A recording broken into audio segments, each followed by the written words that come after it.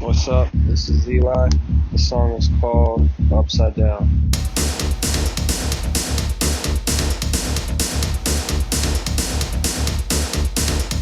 I really wanted something with the same aesthetic as Silver Screen. So of course I went in, I laid down the drums. I was messing with different synths and stuff like that, different types of bass lines, and kind of going back and forth with Josh and seeing, what worked, what didn't work.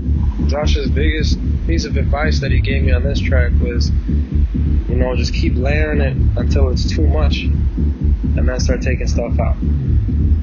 So that was pretty much the mentality, just, seeing what layers we could stack on top of this thing and make it gritty and make it a loud noise track, something with high energy and something that takes you into a different environment. And I'm really happy this beat really painted a picture. I'm not sure what came first, the writing or the beat, but I know the writing,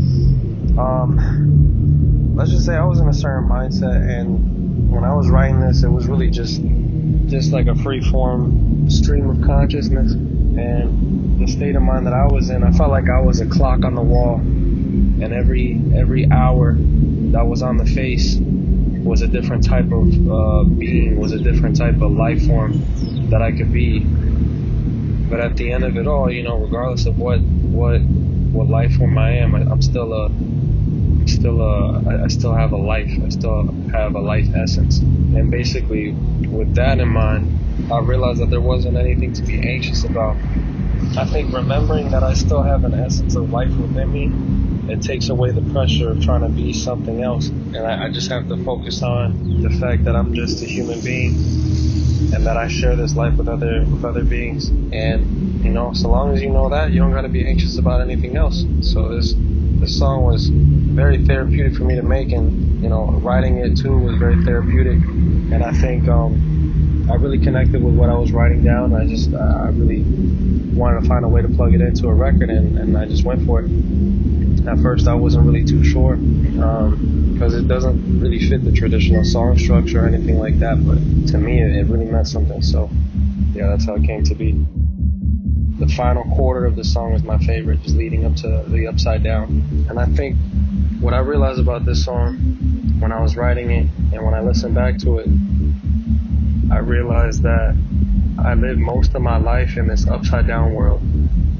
This world that the other side is always better. And while I was writing this song, I realized that, different states of mind, when I'm in a different state of mind, it feels like I'm in the right side up. And when I analyzed that, I realized, damn, I'm always where I wanted to be. I just never appreciated it.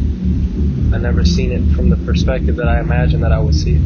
And so it really changes things. I'm still developing how I actually interpret this, but I think one big takeaway is that perspective is everything, and you have control over your perspective. And if you can change your perspective, you can change your attitude towards certain things. You don't have to look at things, from the upside down perspective.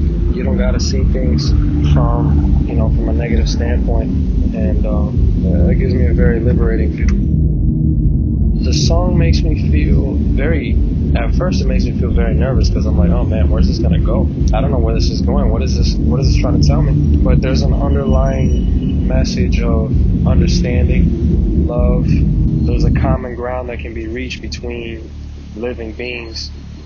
In my particular situation, you have a man who's seeing the world from a perspective that he's not very fond of, but the fact that he notices this perspective allows him to change it, and it allows him to see the world from the perspective that he wants, to live a better life and to be happy.